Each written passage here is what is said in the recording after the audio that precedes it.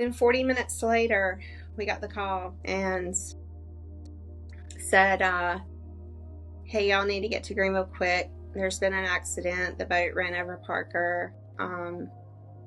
They're flying him to Greenville, and I think he's dying. It was a call that could have marked the beginning of unimaginable heartbreak, but what followed is a powerful story of faith, resilience, and the impact of a mother's words. If you haven't heard the story of Parker Byrd, I hope you will. Parker is an incredible young man who turned what could have been a tragic ending into a testimony that is now inspiring people across the world. And I had the honor of interviewing Parker last year, and I've linked that episode in the show notes. But today, we hear from someone who was there in the most pivotal moments, his mom, Mitzi Byrd.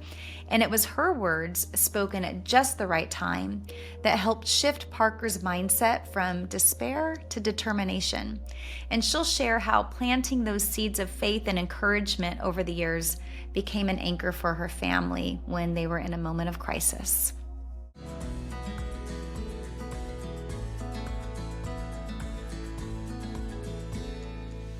Welcome, Mitzi. And, I'm just so excited to have you on this show today. I had the privilege of having your son, Parker, a while back as a guest on this podcast. And his story from the moment that I heard it has just been so moving and inspirational to me. And it's funny, I don't think I mentioned this to you, but I was first introduced to his story because Parker was a guest with the Challenged Athletes Foundation at our local news station. And it just so happened that one particular day, my husband was a guest on the local news as well. So I had the TV on just to watch my husband when he came up. And so later on when he got home that night, I heard Parker's story while the TV was on. And so later on when my husband gets home, he goes, "Oh, did you see me on the news?" And I'm like, yeah, you were great. But there was this baseball player named Parker, and I just loved his story. And I have to talk to him. And then he tells me, oh yeah, I talked to him and Bob with the Challenge Athletes Foundation. And so that's how this slight personal connection was made. Anyway, when I had the privilege of talking to Parker on the podcast, as I listened to him share his journey and this story, I couldn't help but think about it from a parent perspective and, what you and your husband and the rest of your family were going through, especially in those scary moments, and really, the strength that it must have taken for you to get through that, both as an individual and then as a parent. So maybe for anyone listening who hasn't heard Parker's story yet, I'll make sure to put the link of the episode with him below. But maybe you could just start by sharing with us a little bit about your son and then an overview of that day that, changed your family forever. Right. Sure. Parker, from literally the time that he could walk, was obsessed with baseball. It was his entire passion, all that he was interested in. He played other sports and, was really good in school, a great kid, never gave us problems, super sweet, never went out partying or getting in trouble. He was just really zoned in and focused on baseball, played baseball every weekend. We were traveling, doing baseball, and really kind of consumed not only his life, but our whole lives. Like even his sisters. I mean, his sisters had their own things going too in different times of their life, but pretty much baseball was, I'm if you ask my girls growing up, they grew up on a baseball field, Yeah. The siblings of his teammates were their friends, and just kind of we had Your home away from home for everybody, right, probably. this other family that we had formed. But we were super proud of him. He was very invested in it, worked really, really hard, had a strong work ethic, and knew from early on that he wanted to play at East Carolina and committed early. And even some of his coaches, the older he got, kind of felt like, maybe you committed too early. There's other colleges out there kind of asking about you and just He, wondering how committed you are to East Carolina. And he never wavered. He was like, I mhm. don't, LSU or Vanderbilt or all these big time schools. And he's like, no, I'm going to East Carolina. So Well, he steady, mentioned that there was a family history. You went there, your husband, right? his dad went there, and so I think that was, in his heart. And then he was Yeah, he was committed as a freshman, correct, committed in high as a school. Yeah. freshman. Mhm. Before he even played his first high school baseball Yeah. game, he had committed verbally. And it's kind of funny because we knew that we got in the call because I don't know what the rules are now, but at the time, coaches couldn't call Mhm. players at that age, and um, they would have to go through a coach, like a travel coach or a high school coach. And his travel coach said, "Hey, Parker, call Coach Godwin at this time tonight. He's expecting your call." And then he told Jeff, he said, my husband, he said, "Have your camera ready, video in it." So we kind of knew it was coming. And we kind of, Parker, we think it's coming. Like, what are you going to do? And he said, um, I know that's where I want to go, but I don't want to seem too eager. He was going to try to play hard and say, "Okay, thanks, coach. I'll think about it." And we're like, "Okay, that's probably a good idea." And as soon as Coach Godwin offered it to him, he said, "Okay, coach, yeah, I want to be a pirate." I was like, I guess you didn't play hardball, but very early on, he wanted to be a pirate, and which was fine. We were thrilled, and he comes to summer school. When he graduated high school, the summer before his freshman year, Coach Godwin required all the incoming freshmen to go to summer school just to get acclimated to student life and the workouts and the routines and the campus, stuff like that. So he was here and, you know, loving life. Things were going great. He loved everything about it, everything that was going on. The shortstop position, which he was a shortstop at the time, but he played a lot of middle infield and some third base Mhm. through his high school years. But the shortstop position in East Carolina had come available, and the guy who played there had gotten drafted, so it was open. And Parker's like, "It's mine. Like, you're not going Mhm. to outwork me. You're not going to beat me to that position. It's mine." He knew it was his and was ready to, compete for it and work for it. But um, we're like, great. Everything was great. He had just designed his baseball glove and, couldn't have been happier. And you know, that's when one weekend he went to the river with his teammates. And uh, my husband and I, we'd just gotten back in town. We had been to Yellowstone, and our daughters, one daughter had been to camp and one was at the beach with a friend. And we had all just kind of gotten home on Mhm. that Friday, and we talked to him, and he told us everything that was going on that they had done. And then on Saturday, he wasn't even supposed to be there. He was supposed to go back. And some plans had changed, and they decided to stay. And my husband and I had just talked to him probably 40 minutes before. And we were like, don't really feel great about it today. Don't, and we don't really get that feeling. I'm not that Yeah. type of parent that freaks out over everything, but if for some reason it just wasn't setting well with us. And we were like, Mhm. why don't you just go back to Greenville? And he was going to have to change dorm rooms from the summer to the fall dorm room. And we are like, why don't you just go back to Greenville and we'll meet you and we'll go ahead and change your dorm room today. And he's like, nah, it'll be fine. So finally my husband was like, Parker, y'all just be careful out there, And I remember hearing that because you guys had just read something about a boating yeah, accident, and your husband just said, "I don't feel good about this," and yeah. to know you And had that. it's not that they were bad kids. They weren't doing anything. Like, no alcohol was involved. They weren't. It just, A feeling. and it was just a feeling. And and then you start questioning yourself. You're like, well, am I Mhm. being over paranoid because I read this story? Like, Yeah. I'm. I'm probably just being paranoid. It'll be okay. And then 40 minutes later, we got the call. Jeff, my husband, got the call and said, hey, y'all need to get to Greenville quick. There's been an accident. The boat ran over Parker. They're flying him to Greenville, and I think he's dying, is what we were told. Oh my gosh. And so go back to that moment, and what are you feeling?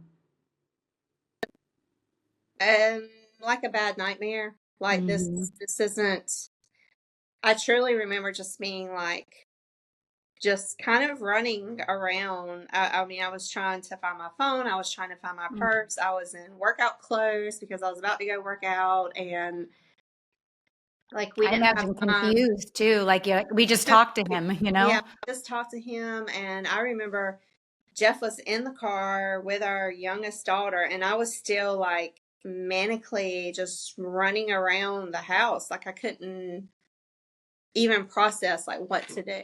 And you were how far from where he was? 2 hours and 45 minutes traffic. Oh. Yeah. So we jump in the car, and like, I mean, we didn't pack, we didn't do, like, I literally jumped in the car with my workout clothes on and nothing, and drove to Greenville. I think we probably cut the time in half driving because my husband was driving like a maniac. I heard about the tire blowout too, or something. The tire blew out, and it was just, it was a lot. But you know, we just, and the whole ride, like, you're calling each one of the kids, trying to get more information. The information, I mean, you're dealing with a bunch of 18-year-olds, and the information is not consistent. Like, one kid saying, oh, it's just a few cuts, I think it'll be fine. And, you know, my husband and I both have a medical background. I'm a nurse and he's a physician, and I'm thinking, the hospital's 45 minutes away from that river.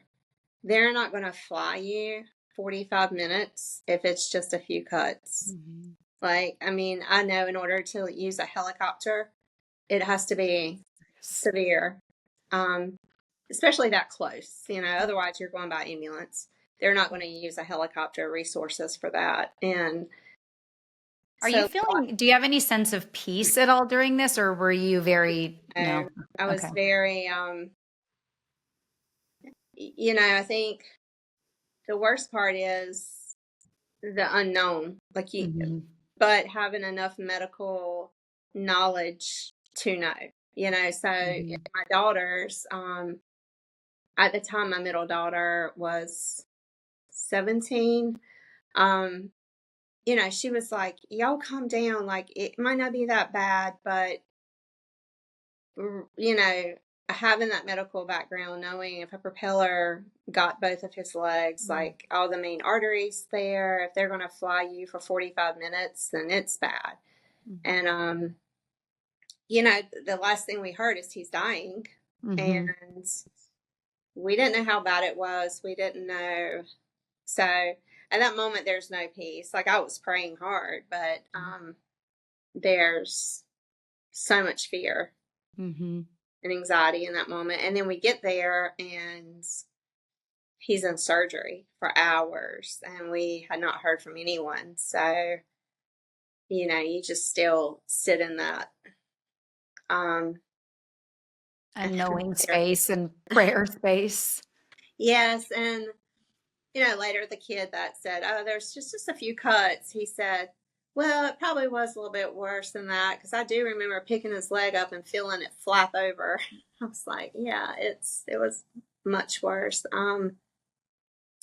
So he was in surgery, and he comes out of surgery, and we're talking to the surgeon, and, you know, I don't think that it had really set in exactly the severity of it. And we're talking to the surgeon. There was trauma surgeon, vascular surgeon, plastic surgeon, like all kinds of surgeons. But we were talking to the vascular surgeon because he was the one that did the most at that moment because he had to get the bleeding to stop. And, my husband says, hey, will he be able to play baseball? Like, and the guy just, the surgeon just looked at us like we were crazy. And he said, your son's alive and I got the bleeding to stop.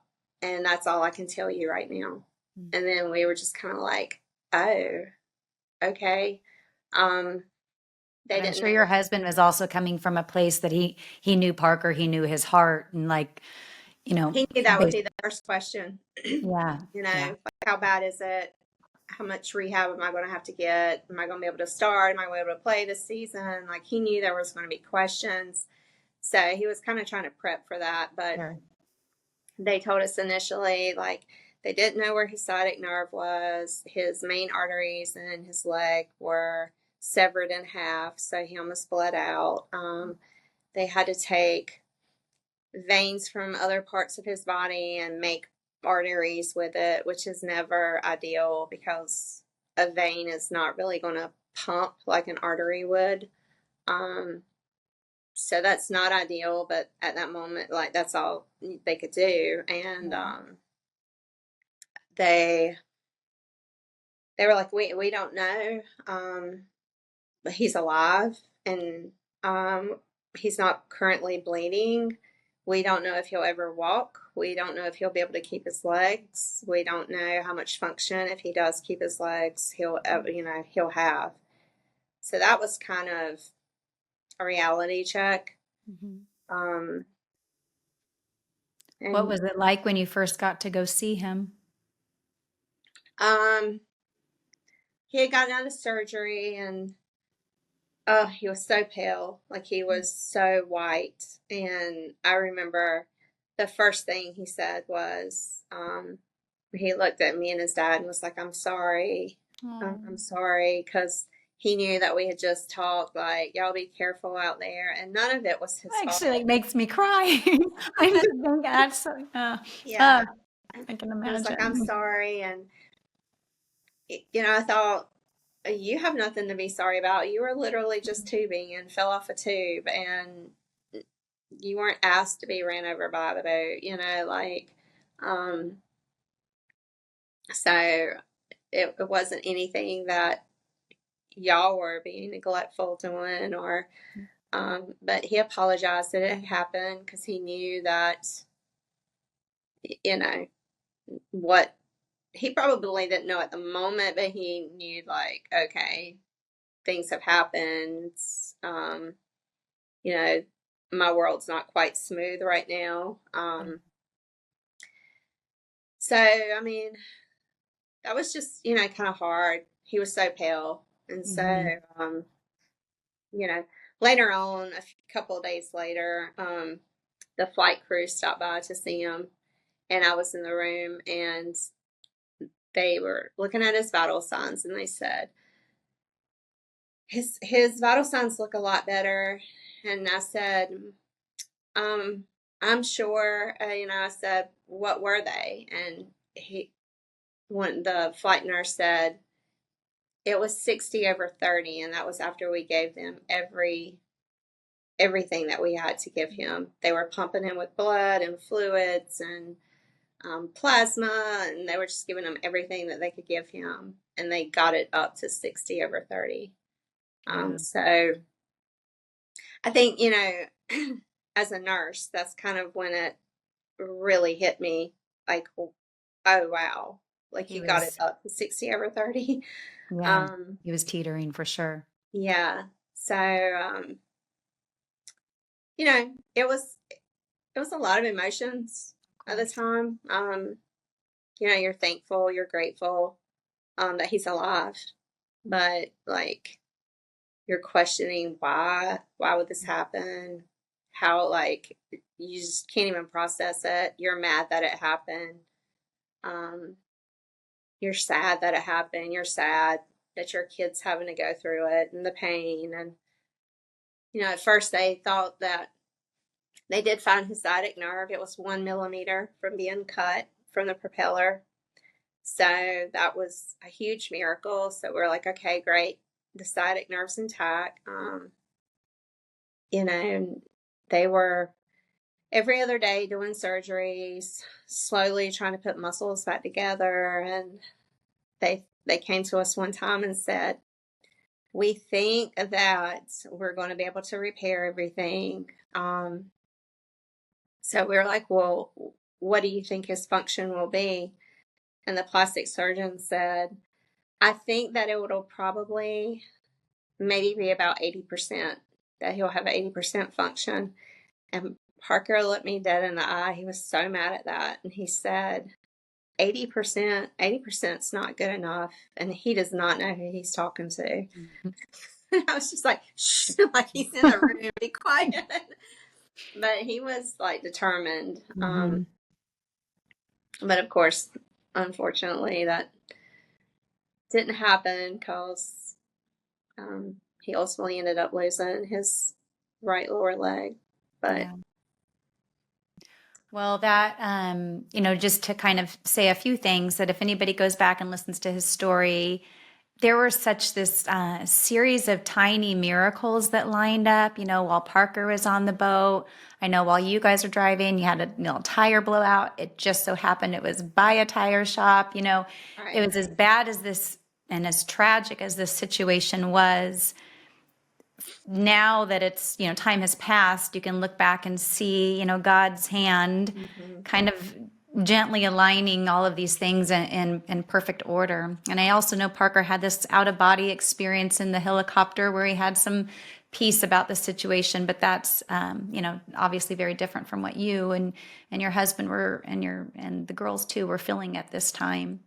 I know was it 22 surgeries overall? Yeah, Yeah. he had 22 surgeries. And we didn't even know about that outer body experience until probably halfway through his hospital stay. He told me one Mm-hmm. night, and I was like, "What?" Like, he's like, "Yeah, Mom, I just remember." Parker never lost consciousness. He was hyper alert through the entire thing, and um, could tell you every single thing that happened, almost like it was in slow motion. Right. Everything. He could even tell you like seeing like a crock fall off the boat, like a pair of shoes. Like he remembers every little detail. And he said like at one point he was on the helicopter and he was just kind of looking down and watching the crew work on him. Mhm. Um and he said that he got super sleepy, but at that moment he was like, you better stay awake Mhm. because I He could don't tell. he could feel it, and but yes, there was lots of miracles. Yeah. The kid who was there that wasn't supposed to be there, he helped save his life by knowing exactly what to do. I'm not sure that the other kids would have known Sure. what to do. The boat that helped bring him in, and that kid wasn't supposed to be there. He had just stayed because they had talked him into it, and he only knew what to do because he had had a friend who had passed away in a boating accident. So he knew. The boat that took him into the marina had a nurse on it, and she took ropes and made tighter tourniquets for him. Even us coming in, yeah, my husband was driving on the shoulder of the road down the interstate and hit debris and slashed our tire. And it's about 4 o'clock on a Saturday, and I'm fuming, Mhm. so mad at him because I'm like, you're going to kill us all. Parker's going to survive, and he's going to have to bury us all, his whole family. And there's going to be no one there to help him recover. But yeah, he took that exit, and I'm so mad. I'm just fussing, and who's got like, who's going to fix our tire at 4 o'clock? There's nowhere. Like we're going to be stranded. And I pull it up on my phone, and there's a place like right at the exit where we took. And so they had one tire to fit his car, and Yeah. it was slick, but we took it and And you got made it. stable. And um, I would say the biggest miracle that I saw with my own eyes, though, was like his knee was supposed to be amputated as well. Mm-hmm. We knew that. They had told us you know, we're going to have to amputate his lower right leg, but his knee also needs to be amputated. But at the time, his thigh muscles were still like so shredded and not healed enough to make a flap Right. for that amputation.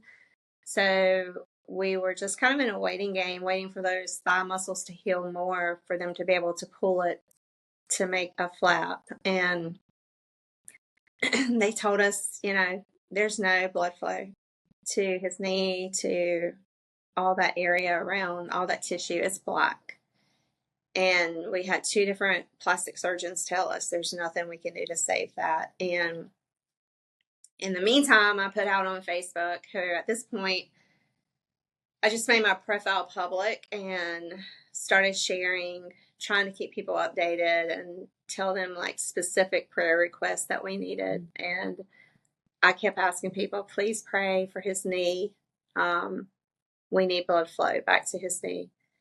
And I asked the doctors, hey, can we start hyperbaric oxygen treatment? And really wasn't a possibility at the time because here in Greenville, hyperbaric is outpatient and Parker's inpatient. Mm-hmm. And in order for that to happen, it's never happened. They've never had an inpatient do outpatient treatment. And then one day, the plastic surgeon came to us and said, hey, we're going to start hyperbaric treatment. I was like, what? So, you know, in order for that to happen, they had to have a transport team to come get him twice a day. And it took about a total of 3 hours because he would have 2 treatments a day, 7 days a week. And the hyperbaric treatment staff, one nurse and one doctor, had to agree to stay after hours every day. Because they're kind of like an 8 to 4 type of clinic. Right. And there had to be, he would go early in the morning, but there had to be like so many hours between each, they call them dives, between each dive, there had to be so many hours in between. And so ultimately it would put that second dive later in the day. Right. It was usually about from 6 to 9 that he would be gone. And somebody would have to stay. Someone would have a doctor and a nurse to stay. And they weren't open on weekends, but on Saturday and Sunday, twice a day for 3 hours at a time, a doctor and a nurse came in to do it. Nice. And we don't hear about that as often as we should, but yeah, that's amazing. And they did it for a couple of weeks. And I'll never forget, like, during one surgery, the doctor came out and said, hey, there's like a little trickle of blood in the bone marrow, but I don't want you to get your hopes up, because he knew that we would hang on to any little positive information that he would even give us. So he said, don't get your hopes up. And I'm not saying he's going to be able to keep his knee, but I'm just going to stop cutting right now. And I'm just going to wait and see what happens. And with every surgery, more and more tissue was peak.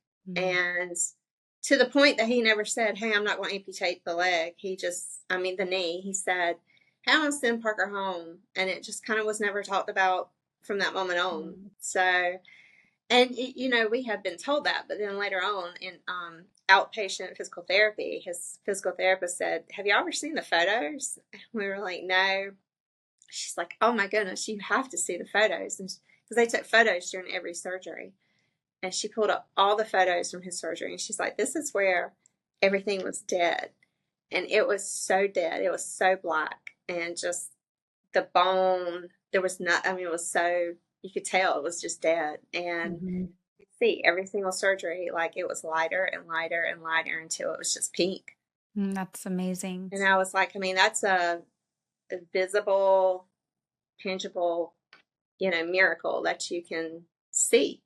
Right. You can say, oh, well, I think it was a miracle that tire place was there, but someone else might say, oh, well, that was just coincidence, or everything was coincidental. But that's not coincidental. Like, you can see, you can see the miracle that was done on that. And so he got to keep his knee, which is huge Right. for movement. Um, Right. you know, they have great prosthetics now, even for above the knee, but you know, that knee Still a joint, whole different world it and is. learning curve. Mhm. Yeah.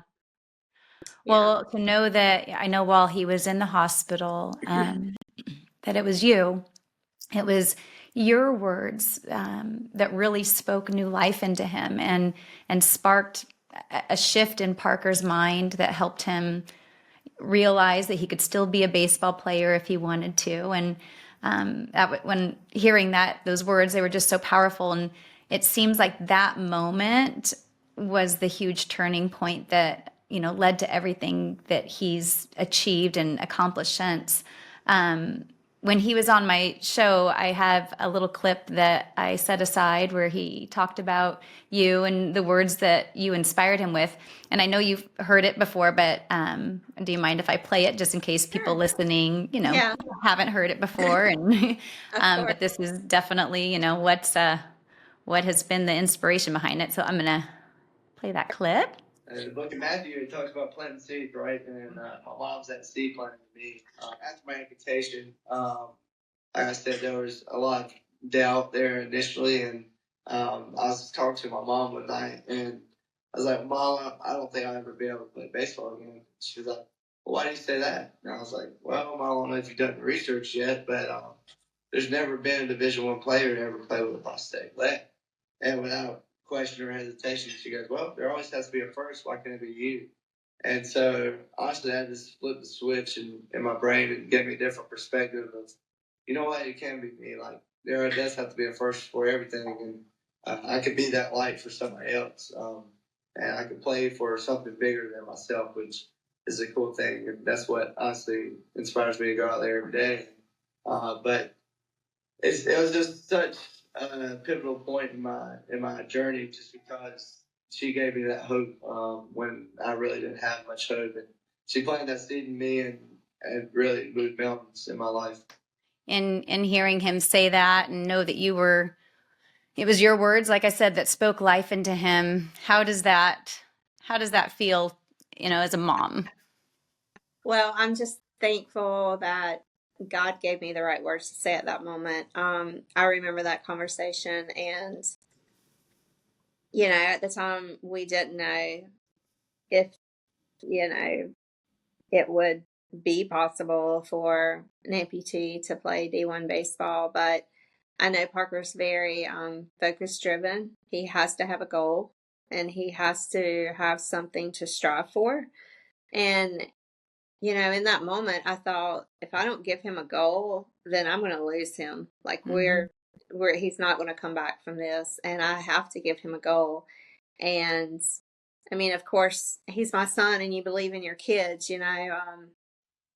I know a lot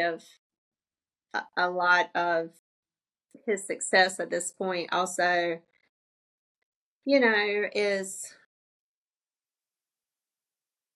dependent on other people allowing, like the coach, allowing him to stay on the team and Yeah. giving him that opportunity, or that kind of thing. But I just kind of thought at the moment, I can't lose him, and I got to give him a goal. And Mhm. at that moment, I thought, well, there always does have to be a first. There has to be a first of everything. I mean, at one point, people didn't think anyone could land on the moon, or anyone could, do, you know, fly an airplane, or, Right. there always has to be a first of something. And there always has to be a record. And then someone's always going to break that record, usually. And so why not?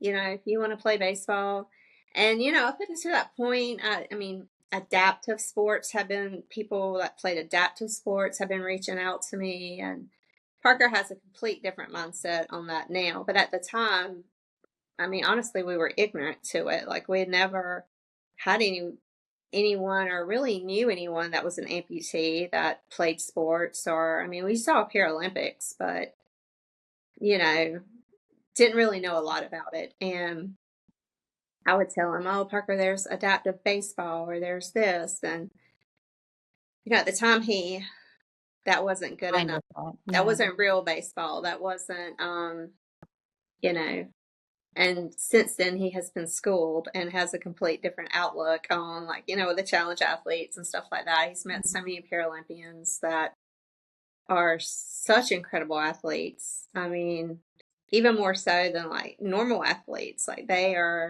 go above and beyond to be able to do what they do. So, but at the time, anything adaptive was out of the question. He didn't want to hear it at the time. And I thought, well, if we don't want to go down that route, then I got to give him a goal. And I really feel like at that moment, I didn't Put know the that it was going to be such a seed planter, as he says, but,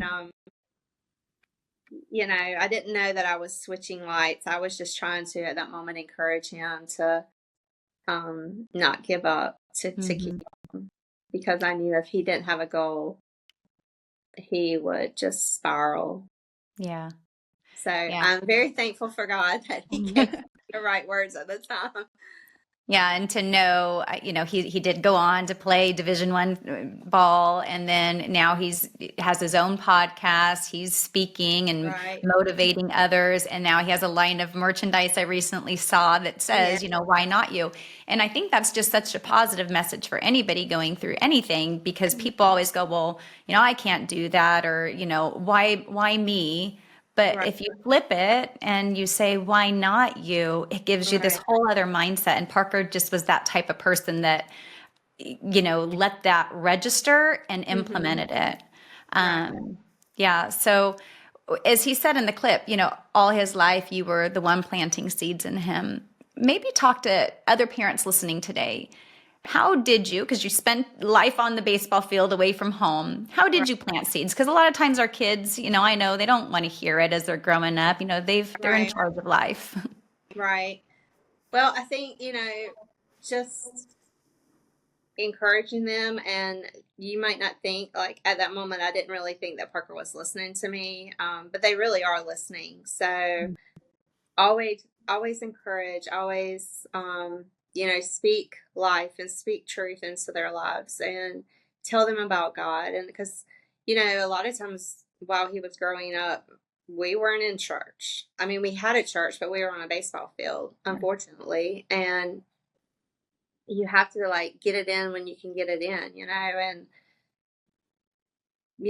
I'm just always encouraging them, because why not? Why can't your kid be like the one who cures a cancer? Or why can't your kid be, if their dreams are to be a professional athlete or an actress or singer, or, a lot of those types, you're like, oh, well, you'll never be like a famous actress, or you'll never do this, but why not? So never discourage them, and always just speak positivity in their life. I love that. Very wise. Going back to, the accident and all the surgeries and even just, I mean, this had to be a shakeup for you and your husband too, because you had dreams, I'm assuming, for Parker, or even just the love of watching your child fulfill their dreams, and knowing that that wasn't going to look the same anymore. How did you personally stay strong during those hardest days? Because I imagine, there's parents going through things, watching their kids go through challenging times. So how, as a parent, can you stay strong from your perspective? God was the only one that got me through that.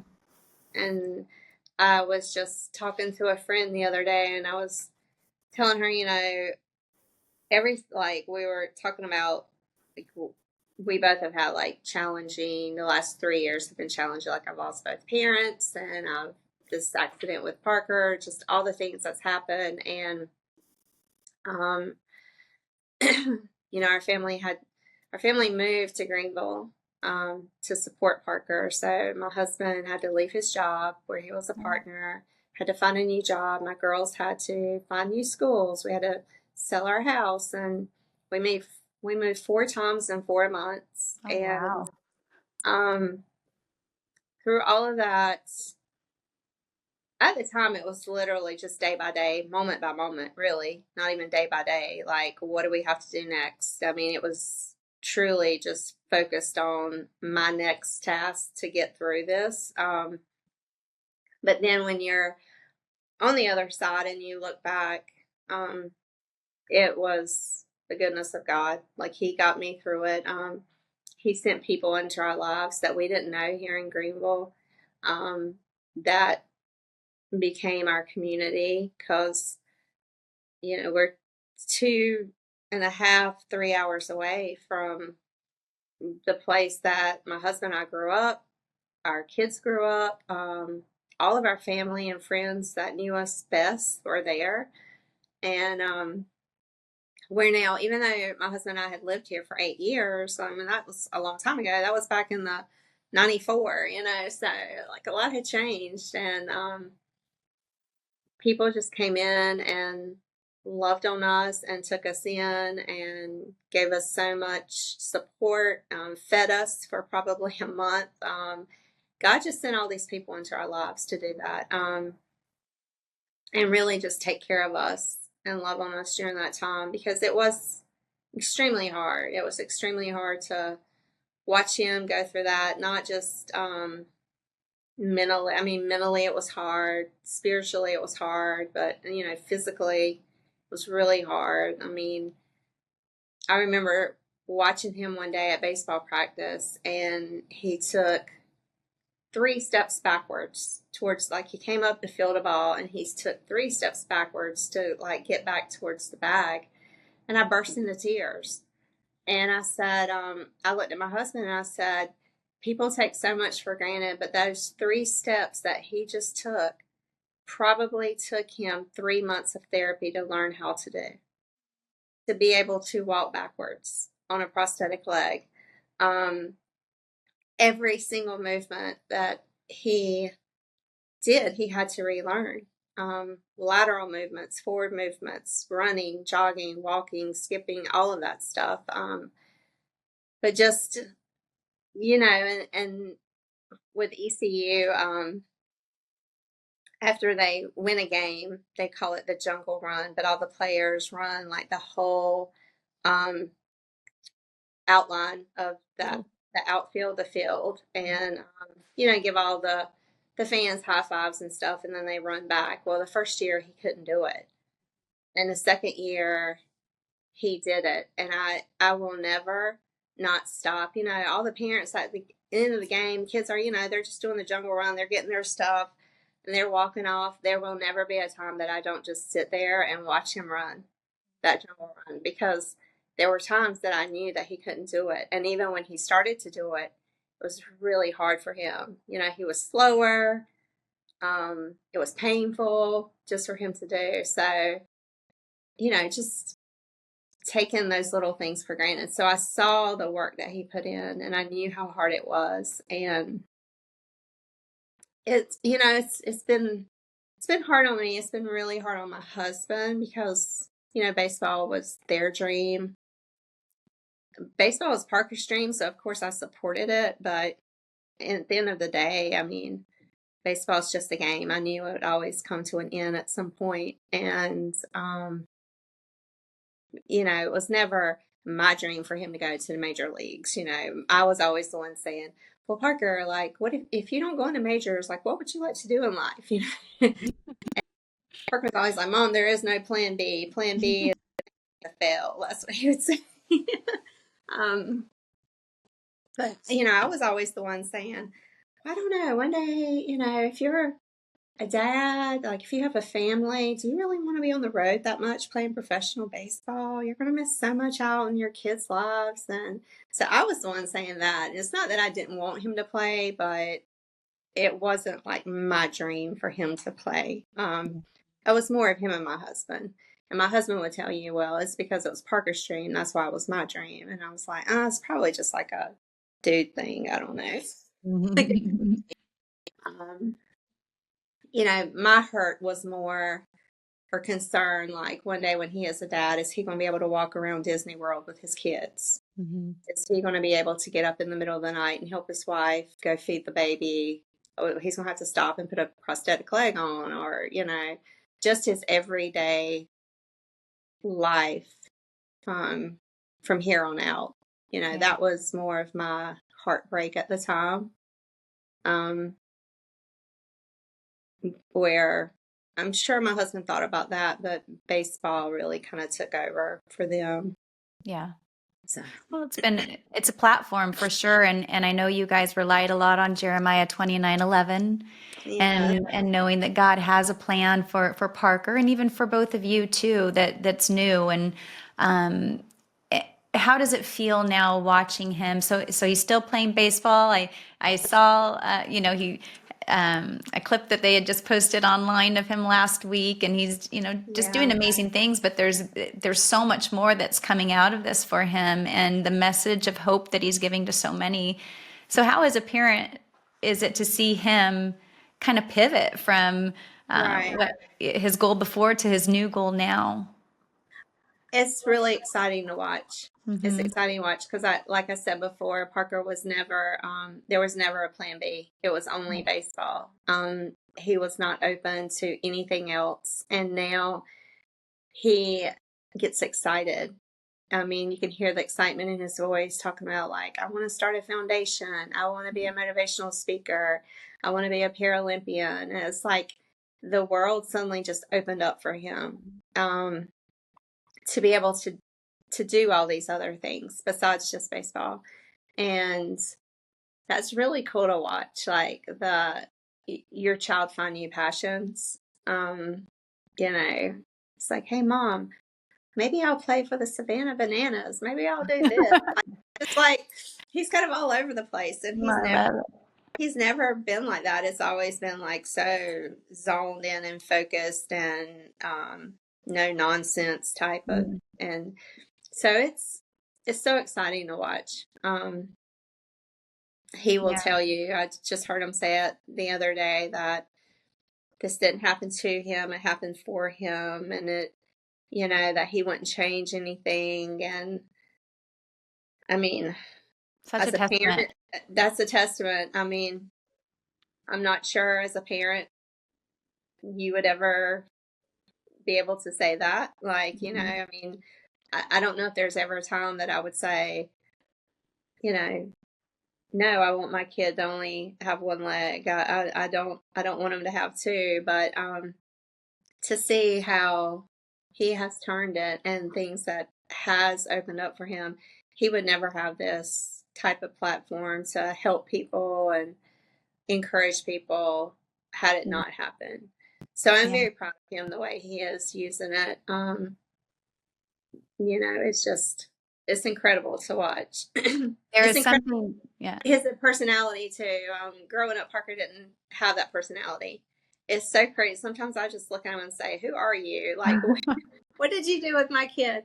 Parker Mm, was so shy, and really? he would hide Mm. between your legs. He never looked an adult in the eye and spoke to them. He mumbled when he spoke, and he was super shy. Like he just, and he was so southern. Like when he talked, you couldn't even like. Almost in our own town, you need a translator to tell people what he said. Like he was so southern and mumbled and just talk like this. And Mhm. we used to pick on him and say, well, tell you what, when you do make it to the majors one day, I hope they don't interview you because you cannot talk. Like you're going to have some kind of lessons. And now I just sit there and say, God has the greatest sense of humor because he's like, almost like, you watch this, watch what I'm about to do. I'm going to make him a public speaker. I love it. There is something, just like I said, when I watched him on the news that day, and I have to talk to him because there was just something so genuine, so like happy is the word that comes to Yes. mind, charismatic, and just like it is inspiring.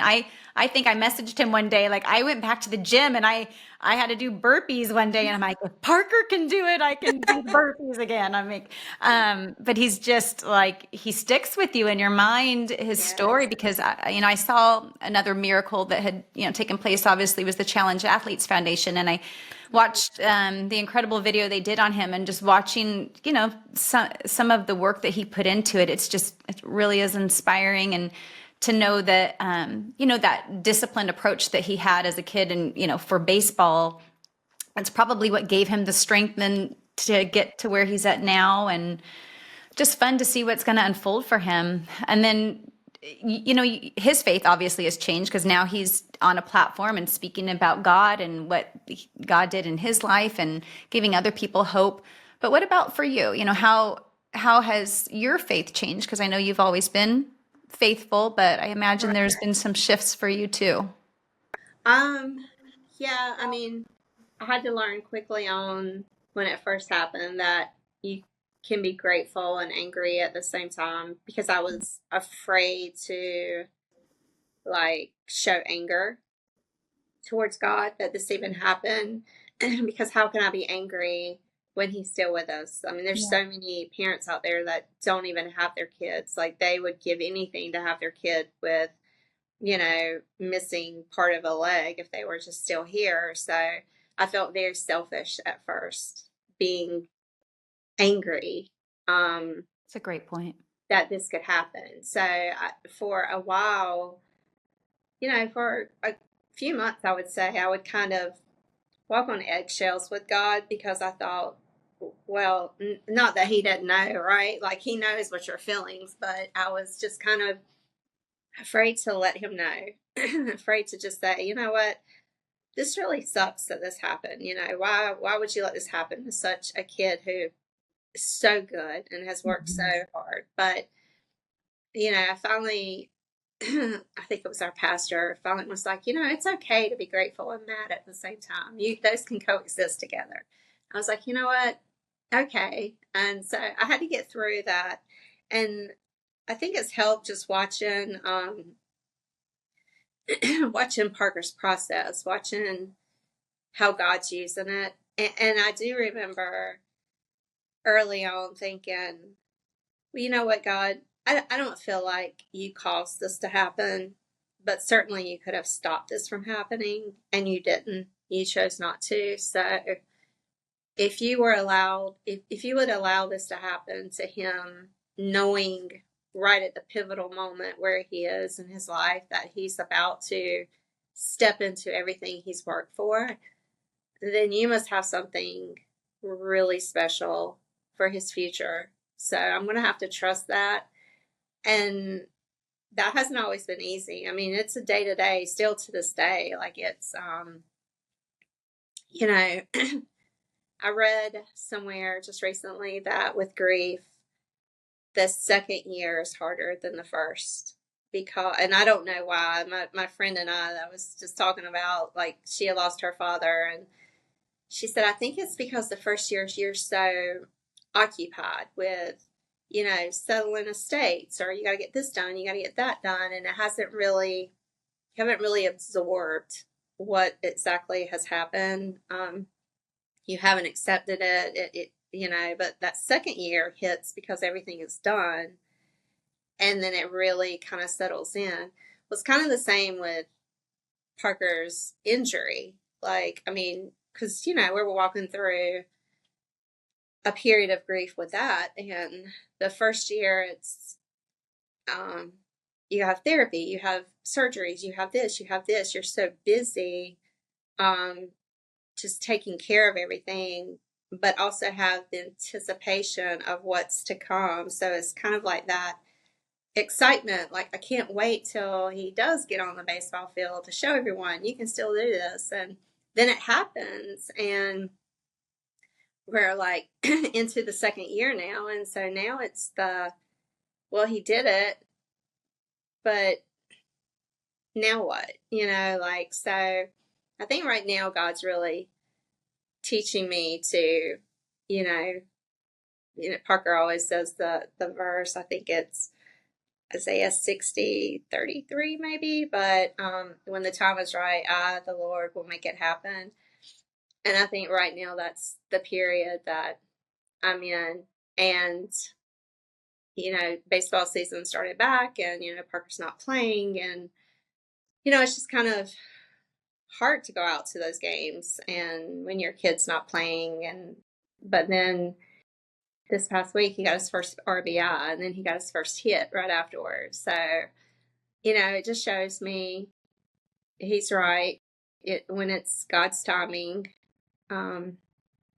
it'll happen, Yeah. and it'll happen the way it's supposed to happen if you just trust in God. So my faith has grown. It's been a journey, and honestly, to this day, sometimes it's a day by day journey. It's not always like roses and butterflies and rainbows, but when I see what Parker's doing, a lot of those times is when like Parker's not around us, and then Parker comes to visit or something, and you just see the pure joy just oozing out of him most of the time, and you're like, okay, God, you're right.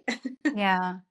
Well, yeah, you've had your share of stuff to walk through the last few years, and I know I'm sorry to hear about your parents too, because you're probably the caretaker to everybody through all of this, and now now maybe the storm is quieted and it's hard to know what to do with that, but we get focused on outcomes, or we get focused on the next step without realizing that as we process through it and walk through it, that's actually the beautiful part of the story. It's just hard to see it when you're going through it. Yeah. And I've been loving, scripture in Galatians where we walk in step with the Spirit, and sometimes it's just, to be at peace and to be still and to kind of enjoy that downtime. Because I feel like he's really, during those times, he's working. He's, that's what I always just have to remind myself. Like, I can't see the outcome. I can't see what God's plan is. I can't see, like, what are we doing here, God? Like, where are we going with this? But, in the time that we're waiting, he's preparing us. He's teaching us lessons that we need to learn, or he's building more character that we need built, or lessons. It's something. There's a purpose. Yeah. And, when the right timing hits, it's the right timing. We'll be ready. We don't get to see the roots under the tree or the flowers, right? Right. We get to see when it grows, but there's a lot happening underneath before they do. So, Right. Well, any last words of wisdom from a mother's heart to any other parents out there maybe walking through their own storm? I would just say keep going one day at a time, one moment at a time. Don't give up. Keep encouraging them. Listen to them, be there for them, but just remind them that God is ultimately in charge, and every single one of us was created for a purpose, and it's not our purpose. We may think that, we have it all figured out. We have this great plan, and if we just allow God to do his plan, it surpasses anything that we can imagine. Even if you have to go through some hard times to get there, just keep that faith. Well, thank you so much for coming on today and sharing your perspective and your wisdom and being that seed planter in Parker, because now he's going to go on and do this for so many people. And I mentioned to you, I'm a mom of 4 boys, and I've got baseball's big in our family too, and so I love to share his story, and I know he'll encourage that generation of really any generation, because it's such a captivating and inspiring story. But to know that kind of stemmed from you and your words is just, I would think, such a special thing as a mom. Yeah. Thank you. I appreciate that. Yes. Well, thank you again. And thanks everybody for tuning in. If you liked what you hear, please remember to like, share, subscribe, and follow.